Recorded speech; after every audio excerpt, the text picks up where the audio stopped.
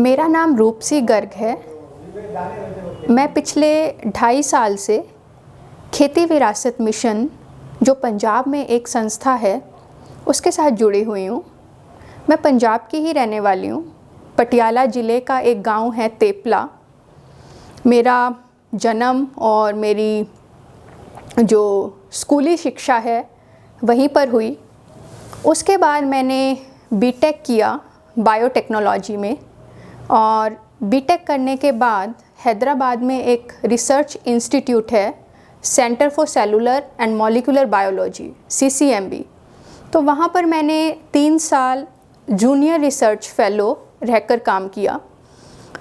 Lab में काम करते हुए मुझे लगा कि मुझे सिर्फ लैब में रह के काम नहीं करना, बाहर निकल के कुछ लोगों के साथ, कुछ पर्यावरण के साथ काम करना चाहती थी। इसलिए वहाँ से छोड़ के अजीम प्रेमजी यूनिवर्सिटी, जो कि बेंगलोर में है, वहाँ से मास्टर्स किया डेवलपमेंट में। और अजीम प्रेमजी यूनिवर्सिटी से और भी पढ़ने लिखने का जो ये क्रम, ये सिलसिला आगे बढ़ता गया। उस समय मुझे अपने गांव के बारे में, अपने सभ्याचार के बारे में, पर्यावरण और ख़ासकर पंजाब में जो हरी क्रांति हुआ उसके बारे में पता चला। हरी क्रांति, जैसा कि हम सब जानते ही हैं कि ज़्यादा अनाज पैदा करना है, और अनाज पैदा करने के लिए हमें फर्टिलाइज़र, पेस्टिसाइड्स, ज़्यादा पानी, ये सब इस्तेमाल करना होगा। उसमें हाइब्रिड बीज भी आ जाते हैं, और उसके जो दुष्प्रभाव हैं जो हमारे वातावरण और लोगों की सेहत पे पड़ रहे हैं, तो उस सब के बारे में जानने का मौका मिला। और अंदर से एक आवाज़ आई कि क्यों ना अपने प्रदेश में जाके काम किया जाए। वहीं पे रहते हुए मुझे खेती विरासत मिशन संस्था का पता चला, और यहाँ पर मैं एक इंटर्नशिप करने आई थी, जो कि लगभग 1.5 महीने की थी। और यहाँ पे इंटर्नशिप के दौरान मैंने कुछ किसानों के साथ काम किया, खुद खेत पे भी काम किया। तो उससे पता चला कि मिट्टी के साथ जुड़ना, कुदरत के साथ जुड़ना कितना अंदर से संतुष्टि भरा काम है। और इन सब चीज़ों पे विचार करने के बाद मन बनाया कि अपना कोर्स कंप्लीट करके मैं पंजाब वापस जाके खेती विरासत मिशन संस्था के साथ ही काम करूँगी। तो मई 2018 में मैं यहाँ पर आ गई, और यहाँ पर आने के बाद जो हमारा महिलाओं के साथ जैविक घरेलू बगीची का काम है वो मैंने करना शुरू किया। गांव-गांव में जाके घर घर जो महिलाएं जहर मुक्त सब्जियां लगाती हैं, अपने बच्चों को पौष्टिक और सेहतमंद भोजन देती हैं, उनसे बात करनी शुरू की। फिर उसी में निकल कर आया कि पंजाब की जो विरासत है वो तो बहुत अमीर रही है। पंजाब को कहा जाता है कि 5 पानियों की धरती है। आज का पंजाब तो बहुत छोटा है, पर किसी समय पंजाब बहुत बड़ा हुआ करता था। तो पंजाब तो काफ़ी अमीर रहा अपने अलग अलग आयामों से, चाहे वो भोजन की बात हो, चाहे कला की बात हो, और भी तरह तरह की चीज़ें। तो उन महिलाओं से जब बात होनी शुरू हुई तो उन्होंने कहा कि हम तो अपना कपड़ा भी खुद तैयार करते थे। जैसे हम अपना भोजन खेतों में लगाते हैं, खेतों में पैदा करते हैं, वैसे ही जो हमारा कपड़ा है वो हमारे खेत से शुरू होके हमारे गांव में बनता था। तो उस प्रक्रिया को थोड़ा समझने में रुचि हुई, और उस समय मैं खुद भी चरखा चलाती थी। ये चरखा चलाना मैंने जिस समय बेंगलोर में थी तभी शुरू कर दिया था। गांधी जी को थोड़ा पढ़ा था, उनके ग्राम स्वराज, बुनियादी शिक्षा, और जो वो गांव के लोगों की बात करते हैं, गांव के कारीगरों की बात करते हैं, अपनी ज़रूरतों की बात करते हैं कि हम लोग संपूर्ण हुआ करते थे, क्योंकि जिस चीज़ की हमें ज़रूरत है आसपास के वातावरण के हिसाब से वो चीज़ हम खुद पैदा कर लिया करते थे या खुद बना लिया करते थे। तो चरखा चलाना मेरे लिए कोई सिर्फ रुई से धागा बनाना नहीं है। चरखे के साथ मैं अपने आप को महसूस कर पाती हूँ, मेरे अंदर क्या छिपा हुआ है उसको जान पाती हूँ, उसको समझ पाती हूँ। जो मेरी ज़िंदगी के अलग अलग पहलू हैं, चरखा मुझे उनको समझने में मदद करता है। फिर यहाँ पर आकर जब महिलाओं से बात की तो उन्होंने कहा कि हम कपास खुद से अपने खेत में लगाते थे, उस कपास की विलाई और पिंजाई करने के बाद पूनियाँ बना के उसका जो धागा है वो चरखे पे बनाते थे। और कुछ महिलाओं ने तो ये भी बोला कि हम जो उसका रंग है वो भी कुदरती तरीके से करते थे, मतलब उसमें कोई केमिकल इस्तेमाल नहीं किया जाता था। तो जो भी हमारे आसपास फूल, पत्ते, पेड़ पौधे उपलब्ध हैं उनसे रंग चढ़ाया जाता था। इसमें जैसे गेंदे का फूल है, गुलाब का फूल है, इसमें किक्कर का छाल है, सफ़ेदे के पत्ते हैं, तो इन सब चीज़ों से काफ़ी अच्छा रंग निकलता है। तो ये सब उन्होंने बताया। उसके बाद बताया कि वो खड्डी पे कपड़ा भी खुद बनाते थे। हर घर में खड्डी होती थी और उस खड्डी पे कपड़ा बनाना, फिर दरियों के लिए एक अड्डा होता था अलग से, उस पे दरियाँ बुननी। और ये जो माध्यम था ये सिर्फ कुछ चीज़ें बनाने के लिए नहीं था कि कपड़ा बना लिया, धागा बना लिया, दरियाँ बना ली, ठीक है वो अपनी ज़रूरत पूरा करने के लिए तो था ही, पर उसमें क्या था कि ये जो ट्रेडिशनल नॉलेज है, ये जो हमारी समझ है, जो हमने कई सालों में सीखी है, तो वो अपनी अगली पीढ़ी तक कैसे लेके जाना है। तो पुराने समय में पंजाब में तरिंजना बैठती थी।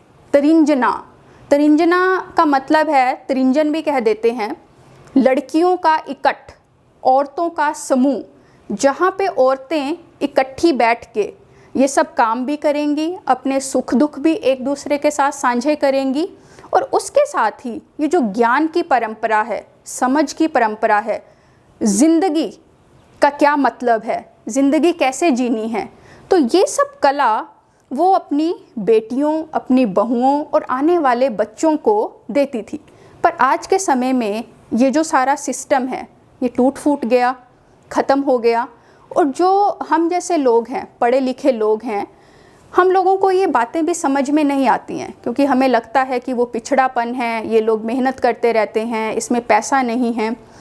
तो ये सब चीज़ें जब समझी तो लगा कि जो ज़िंदगी का मुख्य उद्देश्य होना चाहिए वो सिर्फ पैसा नहीं है, पैसे से परे भी बहुत कुछ है। क्योंकि जब मैं चरखा चलाती हूँ तो मैं अपने हाथ में, अपनी उंगलियों में उस धागे को भी महसूस कर पाती हूँ, उस रुई को भी महसूस कर पाती हूँ, और वो धागा मुझसे कुछ बोलता भी है, मुझे कुछ बताता भी है, और कई बार मुझसे पूछता भी है, तो मैं उससे बात कर पाती हूँ, मतलब मैं उसको अपने अंदर उतार पाती हूँ। तो इसी तरह से जो लोग खड्डी का काम करते हैं, दरी का काम करते हैं, उनके साथ भी ऐसा ही अनुभव मुझे सुनने को मिला। तो फिर समझ में आने लगा कि ज़िंदगी जो अपने आप में है, जो जीवन है, वो भी एक कला है। मतलब कला के बिना जीवन कुछ नहीं है, और जीवन जीना अपने आप में एक कला है। नहीं तो आजकल हम लोग परेशान रहते हैं, किसी को कोई परेशानी, किसी को कोई परेशानी। तो ये जो ज़िंदगी जीने की कला है, ज़िंदगी जीने की कला मतलब हमारे आसपास हमें जो मिला उसमें हम कैसे खुश रह सकते हैं और हमारे आसपास के लोगों को भी खुश रख सकते हैं, और जो हमारे पास चीज़ें हैं उनका हम ज़्यादा से ज़्यादा उपयोग अच्छे तरीके से कैसे कर सकते हैं। तो ये सब कड़ियाँ आपस में जुड़ने लगी, और फिर खेती विरासत मिशन पिछले 15 सालों से जैविक कृषि, जैविक कपास का काम तो कर ही रहा है। किसानों का प्रशिक्षण, किसानों को हैंड होल्डिंग देनी, तो उसमें ऑर्गेनिक कॉटन एक इम्पॉर्टेंट क्रॉप है, मतलब एक मुख्य फसल है। क्योंकि BT cotton, GM cotton, hybrid cotton, ये हम सबको पता है कि हमारे वातावरण और हमारी सेहत के लिए कितनी नुकसानदायक है। तो हम लोग ऑर्गेनिक देसी कॉटन पे काम कर रहे हैं, जो पंजाब के किसान पंजाब में उगाते हैं। उसकी जो खपत है वो भी पंजाब में, पंजाब के गाँव में, पंजाब के कारीगरों द्वारा की जाती है। ये कपास अलग अलग महिलाओं को कताई के लिए दी जाती है। कताई के बाद उसका धागा बनता है, और धागा फिर अलग अलग बुनकरों को दिया जाता है। तो इस तरह से हम लोग कोशिश कर रहे हैं कि पंजाब की कपास, पंजाब का धागा, पंजाब का कपड़ा हम पैदा कर सकें और लोगों के बीच में लेके जा सकें। प्रोडक्शन से ज़्यादा इसमें इम्पॉर्टेंट है इस काम का अपना एक लोकगीत, लोक संगीत, लोक नृत्य और जो लोगों की कहानियाँ, लोगों की यादें इस चीज़ के साथ जुड़ी हुई हैं। तो अभी हमारे पास कुछ सामान कह लीजिए, कुछ क्रिएशंस कह लीजिए, त्रिंजन के अंडर हमने बनाई हैं, और जब हम इनको लोगों के सामने रखते हैं तो लोग तुरंत इसको अपनी दादी नानी से जोड़ने लगते हैं कि मेरी दादी बनाती थी, मेरी नानी बनाती थी। तो इस तरह का जो पर्सनल अटैचमेंट है, इस तरह का जो मोटिवेशन है, तो वो इसमें एक अद्भुत चीज़ है। कारीगरों को पैसा रोजगार तो मिल ही रहा है, पर जो उनकी आपस में एक दूसरे के साथ सांझ बढ़ी है, वो एक दूसरे से सीखने सिखाने का काम उन्होंने शुरू किया है, तो वो इसमें अपने आप में एक बहुत बड़ी चीज़ है। और ये हमारी संस्कृति और सभ्याचार का भी एक अटूट हिस्सा है, क्योंकि कला के बिना ज़िंदगी बहुत नीरस हो जाती है। कला कई तरीके की होती है, अलग अलग माध्यम होते हैं कला के। तो कौन सा माध्यम किस इंसान के लिए है, वो उसको ढूंढना होता है, उसको पता करना होता है। कला एक इंसान के अंदर सहजता, धैर्य और चीज़ों को समझने की कैपेसिटी की स्किल भी पैदा करती है। तो जो इंसान कला के साथ जुड़ता है वो ज़िंदगी के दूसरे पक्षों को भी भली भांति समझने लगता है। आजकल हमारा समाज मशीनें और मशीन से बनी हुई चीज़ों पे ज़्यादा निर्भर हो गया है, तो इसलिए जो संवेदनशीलता है, जो सेंसिटिविटी है, वो हमारे अंदर कम होती जा रही है। वो चाहे हमारी बॉडी लैंग्वेज में हो, चाहे हमारी भाषा में हो, चाहे हमारे काम करने के तौर तरीक़ों में हो। तो कला और ये जो अलग अलग माध्यम हैं, कताई, बुनाई, कढ़ाई, सिलाई, ये एक इंसान को मिट्टी से जोड़ के रखती है, उसको उसके संस्कारों से जोड़ के रखती है। त्रिंजन हमारे लिए एक ऐसा माध्यम है जो हमें आत्मनिर्भरता की तरफ लेकर जा सकता है। त्रिंजन में गांव में ही रोजगार पैदा करने की अनेक संभावनाएं हैं, और रोजगार पैदा करने के साथ साथ ये हमारे सामाजिक, वातावरणीय जो मुद्दे हैं, जो प्रॉब्लम्स हैं, उनको भी एड्रेस करता है। तो हम त्रिंजन को कहते हैं, Trinjan is weaving the social fabric with compassionate warp and dedicated weft. मतलब त्रिंजन समाज के ताने बाने की बात करता है। ये सिर्फ कपड़े में ताना बाना नहीं है, पर जो हमारे समाज का, हमारे लोगों का एक दूसरे के साथ जुड़ाव है, एक दूसरे के साथ मिलवर्तन है। तो त्रिंजन में हम वो सब चीज़ें साथ में लेके चल रहे हैं।